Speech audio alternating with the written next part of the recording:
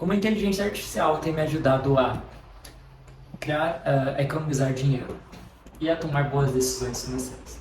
Recentemente eu estava procurando um imóvel em leilão para estar adquirindo, né? Eu nunca comprei imóvel. Uh, e eu pesquisei ali, perguntei para né, fazer um orçamento ali e pesquisando sobre quais são os custos, né, que envolve a aquisição de uma casa, um apartamento, um terreno, um leilão.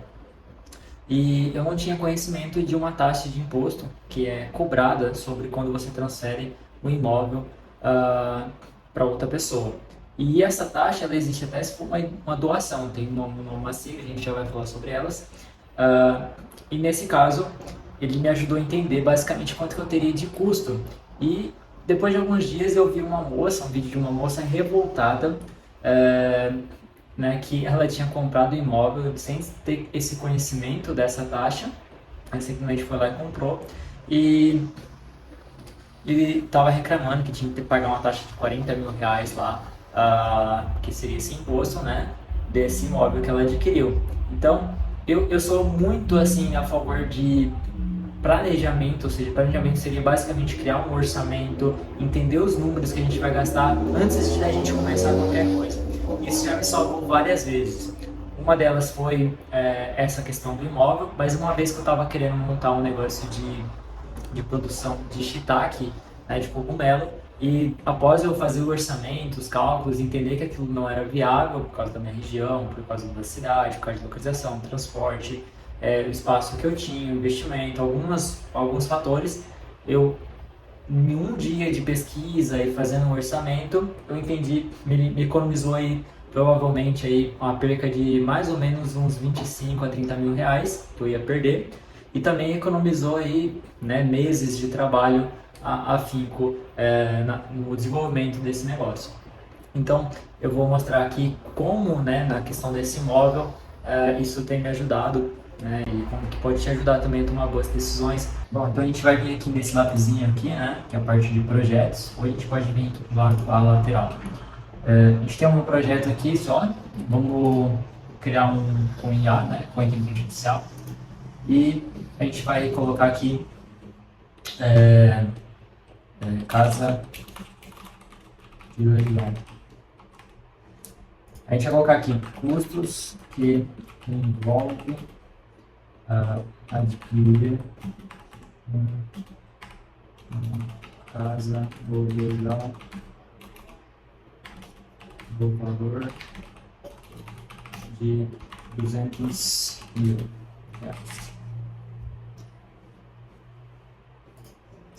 Tá, então é claro que, né, eventualmente ali a gente tem, vamos dizer assim, um valor que a gente vai, o imóvel seja avaliado, sei lá, em 300 mil, o lance mínimo vamos dizer que seja 200 mil, então vamos dizer que o nosso máximo seria 250 mil reais, né? A gente vai excluir esses dois itens aqui iniciais. E aqui ele incluiu os itens, tá? Ele não incluiu o valor, tá? Mas é isso que é interessante, porque ao fazer aqui, se a gente fosse criar do zero, se a gente não souber exatamente quais são os itens, ele já nos dá alguns itens aqui. Então, mesmo que ele não dê o valor aqui, a gente consegue pesquisar. Então, olha, veja no sétimo aqui, ó, que ele já dá o imposto sobre a compra, que é o ITBI, que é uma taxa que a gente vai pagar, que vai ser diferente em cada lugar. Mas é uma taxa que varia de 2% a 5%, tá? Então a média seria uns 3% do valor do imóvel que está avaliado, né, no caso. Honorários do leiloeiro, na maioria deles, pelo menos do que eu estava pesquisando, é 5%, então você vai colocar 5% do valor do imóvel. E, enfim, pode ter aqui outros custos também, taxa de transferência de propriedade, né? Aí teria que estar analisando no cartório ali onde você reside, onde você vai estar comprando.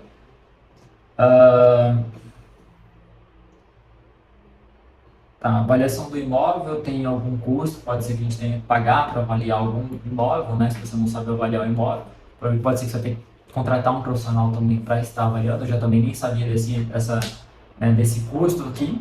É interessante a gente desmiuçar, ou seja, a gente analisar todos esses custos antes de realmente de realmente investir, né? Porque às vezes o valor inicial que a gente acha ali que é só o valor do leiloeiro, 5% mais o valor do imóvel, esquece dessas outras taxas, principalmente esse ITBI, que é o Imposto sobre a Compra, que ele não está ali, você consegue fazer toda a negociação.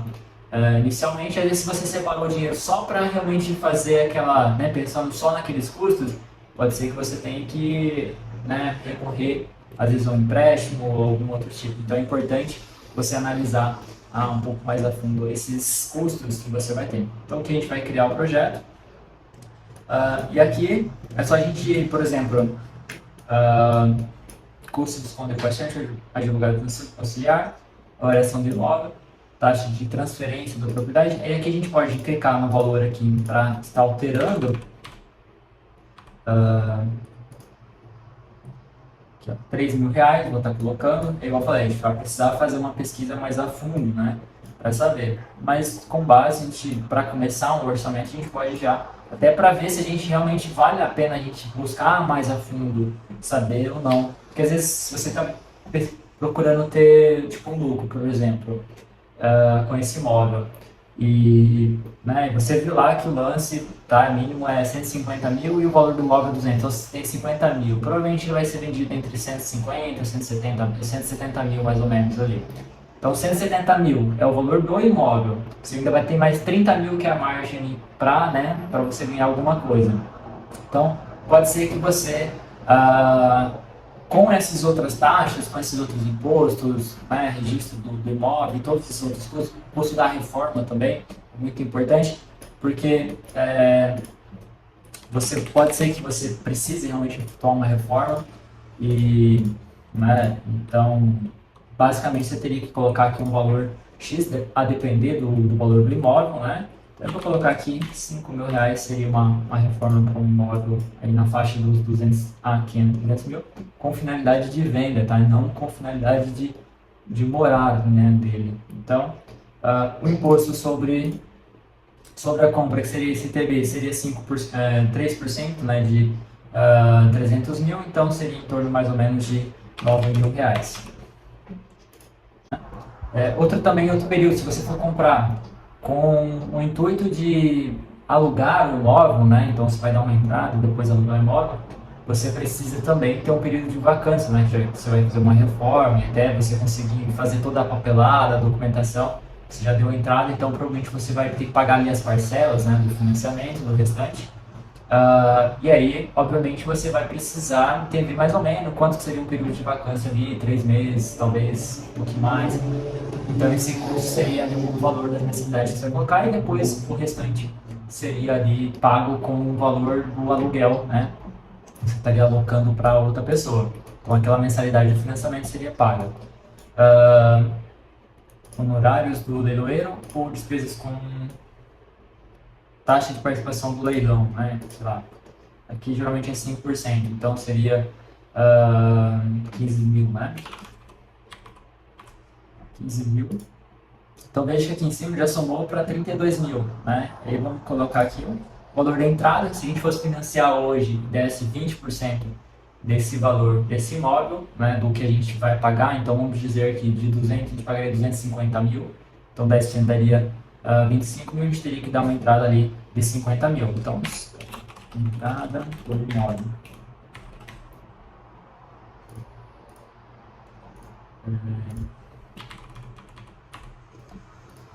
Então, essas coisas que você pode, né, calcular e entender. Então, exatamente quanto você vai gastar. E essa forma que é a forma que eu utilizo para realmente tomar uma decisão. Se eu consigo viabilizar essa aquisição, entender quanto realmente se vale a pena ou não. E essa é uma análise básica que já vai valer para você, para entender se você iria mais a fundo com essa pesquisa ou se você já, né, já pararia por ali. E isso deixaria mais tranquilamente financeiramente, evitaria também transtornos familiares aí. Gostou desse vídeo? Deixe seu like, compartilhe com outros casais, com outros amigos, familiares e até o próximo vídeo. Tchau!